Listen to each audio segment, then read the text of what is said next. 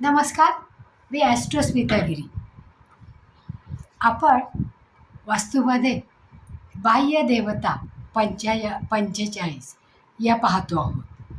त्याच्यामध्ये आपण ईशान्येपासून सुरुवात केली, म्हणजे शिखी, पर्जन्य, जयंत, महेंद्र म्हणजे इंद्र, सूर्य, सत्य, वृष आणि आज आपण अंतरिक्ष या देवतेचा अभ्यास करणार आहोत. अंतरिक्ष पद हे ईशान्येपासून पूर्वेकडे, जेव्हा पूर्वेकडच्या भागामध्ये ईशान्येपासून आग्नेयेपर्यंत आपण जर या भागाचे 9 भाग पाडले तर त्याच्यामध्ये 8वा भाग म्हणजे आग्नेयेकडून दुसरा आणि शिखीकडून 8वा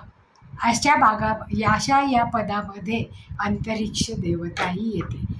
ही देवता पूर्व आग्नेय दिशेला आहे. पहा, त्याचं तत्व आहे जलतत्व आणि देवता आहे चंद्र, ज्याच्यामुळे आपली मानसिकता स्थिर राहू शकते, बदलू शकते, चंचल होऊ शकते. याचा रंग आहे निळा आणि काळसर. विश्वकर्मा प्रकाशमध्ये याचे वर्णन करताना वयम सोमश्य इत्यपि असं म्हणलेलं आहे. पहा, म्हणजे ही जी देवता आहे ती निळसर काळ्या रंगाची आहे. आता शरीरावर आपल्या कुठल्या भागावर याचा अंमल जास्त आहे तर उजवा कोपरा, म्हणजे हाताचा जो उजवा कोपरा आहे म्हणजे राईट एल्बो, त्याच्यावर याचा जास्तीत जास्त परिणाम होतो.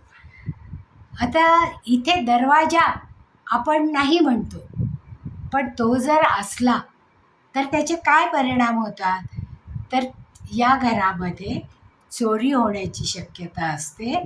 या घरातल्या लोकांचा चौर्यकर्म करण्याकडे कल दिसून येतो आणि नकारात्मक विचार सतत डोक्यामध्ये येतात आणि स्त्रियांना या घरामध्ये जास्तीत जास्त अडथळ्यांना सामोरे जावं लागतं आणि तसंच पैशामध्येही अडथळा निर्माण होतो.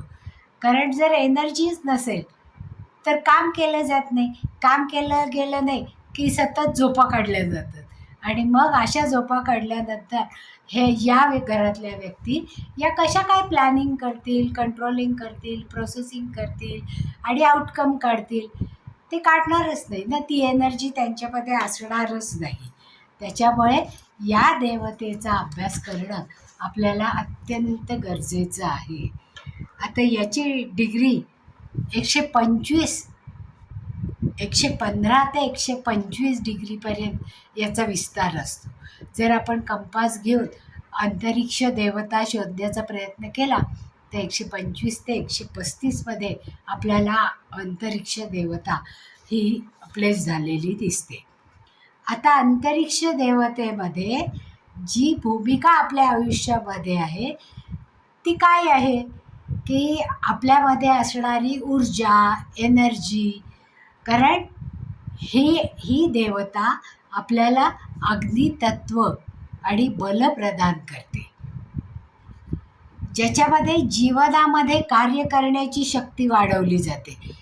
केवळ बुद्धिमत्ता किंवा स्मार्टनेस असून उपयोगाचं नाही आहे, तर त्याच्यामुळे काहीतरी काम करण्याची एनर्जी व्हायला पाहिजे. व्यक्तीमध्ये जर एनर्जीच नसेल तर तो मरगळल्यासारखा पडून राहील, नाही का? मग त्याच्या ज्ञानाचा काही उपयोग होणार नाही, त्याच्या बुद्धीचा काही उपयोग होणार नाही, तो कुठलंही काम दीर्घकाळापर्यंत करू शकणार नाही. मग त्याची डेव्हलपमेंट कशी होईल? डेव्हलपमेंट झाली नाही तर प्रॉडक्टिव्हिटी कमी होते. प्रॉडक्टिव्हिटी कमी झाली की पैसा कमी झाला. पैसा कमी झाला की टाईम मॅनेजमेंट बिघडून जातं. म्हणजे कोणत्याही वेळेला झोपायचं, कोणत्याही वेळेला उठायचं, कोणतंही काम करायचं, अशा प्रकारच्या व्यक्तीची वृत्ती या ठिकाणी जर असं ही देवता जर डिस्टर्ब झालेली असेल तर होतं. मग ती एनर्जी आपल्याला मिळवायची असेल तर इच्छापूर्ती करण्यासाठी आपल्याला त्या देवतेला जागृत करणं गरजेचं आहे. म्हणजे ती निष्क्रिय होते. अंतरिक्ष जेव्हा निष्क्रिय झालेलं असतं तेव्हा एकाग्रता ही राहतच नाही. कुठल्याही क्षेत्रामध्ये एकाग्रता असत नाही.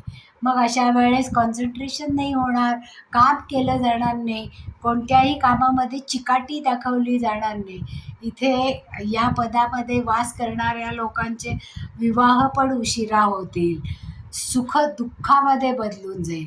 म्हणजे आधी त्यांना सुख मिळणार असतं कारण त्यांच्या पत्रिकेप्रमाणे, पण ते दुःखामध्ये परिवर्तित होतं कारण सवयीच चांगल्या नाही आहेत, त्या काम करण्याची एनर्जी नाही आहे. त्यामुळे सतत थकवा जाणवतो आणि या घरातल्या लोकांना जास्तीत जास्त आळशीपणा, वेळेचं बंधन न पाळणं अशासारख्या कृती हे लोक करतात. आणि चंद्र ही देवता असल्यामुळे तिथे मानसिकता ही या टोकापासून त्या टोकापर्यंत फिरणारच आहे. त्यामुळे या एनर्जी नाही, मग प्रतिकार क्षमता कमी होते, ज्याच्यामध्ये सतत आजारपण येतं किंवा सतत या पदामध्ये राहणारे लोक कुरकुर करतात, माझं हेच दुखतंय, माझं तेच दुखतंय, मी आजारीच आहे, अशा सतत तक्रारी केल्या जातात. तेव्हा आपण नक्की समजू शकतो की अंतरिक्ष देवता ही सक्रिय नाही आहे. मग ती सक्रिय करण्यासाठी आपल्याला काय काय करावं लागेल, तर याचं तत्त्व हे जलतत्व सांगितलेलं आहे. आणि ग्रह चंद्र आहे, म्हणजे मग या चंद्राला आणि अग्नितत्वाला प्रोत्साहित करण्यासाठी आपल्याला उपाय करावे लागणार आहेत, ज्याच्यामध्ये अंतरिक्ष देवता ही सक्रिय होईल. ही सक्रिय करण्यासाठी एखाद्या कुंडीमध्ये हळद असते की नाही, अख्खं हळकुंड, ते हळकुंड जर पुरून ठेवलं आपण तर तिथे एनर्जीचा स्रोत वाढतो. मग ही ऊर्जा ते हळकुंड शोषित, म्हणजे जी थकावट किंवा थकवा येतो, निष्क्रियता येते, ते सगळी शोषून घेते. आणि त्याचा मंत्र आहे ओम श्रीं नमः. जर हा मंत्र आपल्याला करणं संभव नसेल तर नुसता ओमचा जप जरी आपण केला तरी एनर्जी वाढते. म्हणजे सकाळच्या वेळेस आपण उठून जर फक्त 108 वेळा ओम हा जप त्या अंतरिक्ष पदामध्ये बसून केला तर आपली एनर्जी वाढते, आपला थकवा कमी होतो, ॲक्टिव्हिटी वाढतात आणि आपण एखाद्या काम करायला सक्रिय होतो. आता हे आकाश तत्वाशी निगडीत असलेलं हे तत्त्व आहे. म्हणजे याचं माध्यम या चंद्र या देवतेमुळेच आपण करू शकतो. म्हणजे आपल्याला आपलं प्रतिकार क्षमता वाढवायची असेल तर चंद्राची ऊर्जा ही मिळणं गरजेचं आहे. मग अशा वेळेस ऊर्जा मिळवण्यासाठी पूर्वी पहा आपल्याकडे कोणी बाहेरून लोक आले की आपण त्यांना गूळ आणि पाणी द्यायचो. त्याचं कारणच हे होतं की ते थकून आलेले असतात आणि मग ते थकून आल्यावर त्यांना एनर्जी अंगातली वाढण्यासाठी त्यांना गूळ आणि पाणी दिलं जायचं की ज्याच्यामुळे एनर्जी ॲक्टिवेट होते. ताबडतोब ॲक्टिवेट होण्यासाठी गुळाचा उपयोग जास्तीत जास्त चांगला होतो. आता या क्षेत्राला सक्रिय बनवण्यासाठी इथे काय काय करता येईल. इथे दरवाजा जसा आपल्याला मान्य नाही आहे म्हणून सांगितलं, कारण दरवाजा जर असला तर तिथे जास्तीत जास्त आळशीपणा हा दिसून येतो आणि चोरीची वृत्ती किंवा त्या घरामध्ये चोरी होण्याची शक्यता असते. मग इथे काय काय असलं तर योग्य होईल. इथे स्वयंपाकघर, डायनिंग टेबल, जनरेटर, ट्रान्सफॉर्मर किंवा लॅब, म्हणजे जेव्हा व्यवसाय उद्योगाच्या ठिकाणी जेव्हा मोठ्या मोठ्या इंडस्ट्रीज असतात तेव्हा तिथे ॲनालिसिस रूम, लॅब किंवा जनरेटर, ट्रान्सफॉर्मर या ठिकाणी आपण प्लेस करू शकतो, ज्याच्यामुळे त्याची जास्तीत जास्त एनर्जी आपल्याला मिळते आणि त्याचा उपयोग होऊ शकतो. आता दरवाजा आणि त्याचा दोष, इथे जर दरवाजा असेल तर चोरीची शक्यता ही नक्कीच असते किंवा अग्नीचं भय असतं. म्हणजे अग्नीमुळे किंवा आग लागण्यामुळे ॲक्सिडेंट होण्याची शक्यता जास्त दिसून येते. इंडस्ट्रीयल स्थानामध्ये किंवा सरकारी ऑफिसमध्ये सुद्धा या आगी लागू शकतात. मग त्यांच्या उत्पन्नामध्ये त्या लॉस निर्माण होतो आणि मग हा सीमित करण्यासाठी इथल्या दरवाजावर आपल्याला रेमेडीज करणं गरजेचं असतं. आता इथे बेडरूम पण बनवलेली असते पहा काही लोकांची. तेव्हा या बेडरूममध्ये झोपणारे लोक हे सतत विचारामध्ये असतात. म्हणजे ते विचार काहीच कामाचे नसतात, कृती काहीच नाही, नुसतेच विचार केले जातात. त्यामुळे मानसिक अस्थिरता बिघडते, त्यामुळे भांडणं होतात. आणि पतिपत्नींची जर झोपायची जागा इथे असेल तर यांची भांडणं इतक्या विकोपाला जातात की डिवोर्सपर्यंत जाण्याची शक्यता असते. किंवा त्या पतिपत्नींमध्ये अलग राहण्याची वेगवेगळं राहण्याची वृत्ती ही दिसून येते. हा भाग जर कट असेल, म्हणजे अंतरिक्ष पदामध्ये जर कट आलेला असेल तर इथला देवता चंद्र ही कमजोर होऊ शकते. त्याच्यामुळे मानसिक विचार हे स्थिरतेने येणार नाहीत. त्याच्यासाठी आपल्याला काय करायला पाहिजे? याच्यासाठी आपल्याला तिथे दोरी असते पहा, त्याचे गोल आकारामध्ये, म्हणजे जसा फास असतो की नाही तसा दोरीचा आकार तिथे जर आपण लटकवला तर त्याचा उपयोग जास्त आक्रमकता कमी करण्यासाठी, म्हणजे ही जी निष्क्रियता आलेली असते ती कमी करण्यासाठी त्याचा उपयोग होतो. म्हणजे आणि व्यापार आणि व्यवसायामध्ये व्यापार चालत नसेल, उद्योग व्यवसाय चालत नसेल तर अशा ठिकाणी आपल्याला मात्र तिथले टाईल्स कट करून त्याच्यामध्ये थोड्याशा भागामध्ये आपल्याला रेड क्वार्ट्स घालायला पाहिजे आणि तांबं ज्याच्यावर चंद्राची आकृती काढलेली आहे किंवा तांब्यामध्ये माउंट केलेलं श्रीयंत्र त्या भिंतीवर जर आपण शोपीस म्हणून लावलं, ती उंची आपल्या कमरेपेक्षा जास्त उंचीवर हे श्रीयंत्र लावणं गरजेचं असतं. किंवा चौकोनी आकारावर केशरी रंग लावून किंवा अष्टगंध किंवा केशराचा लेप करून त्याच्यावर चंद्राची आकृती आणि स्वस्तिक जर काढलं तर इथली एनर्जी ही झटकन ॲक्टिवेट होते की ज्याच्यामुळे आपल्याला एनर्जी वाढते.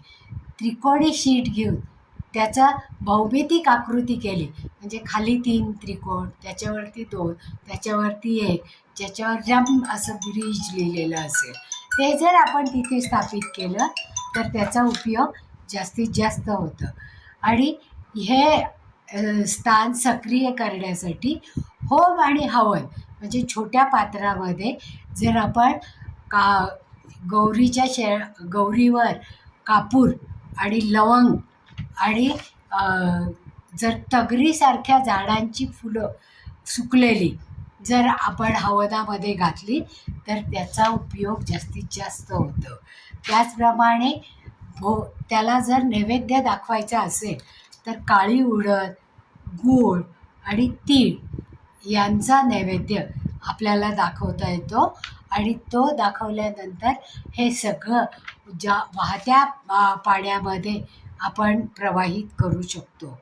ज्यावेळेस आपण या देवतेला अर्पण करायचं असतं त्यावेळेस आपल्याला अगोदर त्या देवतेला आवाहन करावं लागतं. मग आपण तिथे सुरुवातीला तो हवन चालू करताना किंवा तो होम चालू करताना ओम इंद्रादी ब्रह्मदेव वास्तुदेव वास्तुशांती कुरु कुरु स्वाहा असं म्हणून जर आपण गूळ त्याच्यामध्ये घातला किंवा तगरीची फुलं घातली किंवा लवंगा घातल्या तर त्याचा उपयोग जास्तीत जास्त एनर्जी वाढवण्यासाठी होतं. म्हणजे आपण त्या देवतेला तिथे आवाहन करतो आणि मग त्याच्यानंतर ओम अंतरिक्ष देव वास्तुदेव वास्तुशांती कुरु कुरु स्वाहा असं म्हणून त्या चंद्रमाला आपण तिथे स्थापित करू शकतो, ज्याच्यामुळे या प्रतीकामुळे जास्तीत जास्त त्यांची एनर्जी आपल्यापर्यंत पोचते. आणि ही एनर्जी आपल्यापर्यंत पोचल्यावर आपण जास्तीत जास्त सक्रिय होतो. म्हणून अंतरिक्ष देवतेला ॲक्टिव्ह करणं, ॲक्टिव्ह ठेवणं हे आपल्या हातामध्ये आहे. तर शुद्ध तुपाचा दिवा जर आपण या अंतरिक्ष पदामध्ये लावला आणि तो जर जास्त काळ ठेवला तर त्याचा देवता जागृत आहे असं आपण म्हणू शकतो. पण तो दिवा जर पटकन विझला तर तिथे ती देवता ॲब्सेंट आहे किंवा त्याचे आपल्याला गुण मिळत नाही आहे असं आपण म्हणू शकतो. म्हणजे ही एक टेस्ट झाली की अंतरिक्ष देवता ही ॲक्टिव्ह आहे की नाही हे पाहण्याची. तर पुढच्या वेळेस आपण नवीन एक व्हिडिओ घेऊ दे. आवडलं असेल तर लाईक करा, सबस्क्राईबही करा आणि तुमच्या मित्रमैत्रिणींपर्यंत ही माहिती पोचवायची असेल तर जरूर शेअर करा. तुमच्या काही शंका असतील तर जरूर कळवा, आम्ही त्यांचं निरसन करू. धन्यवाद.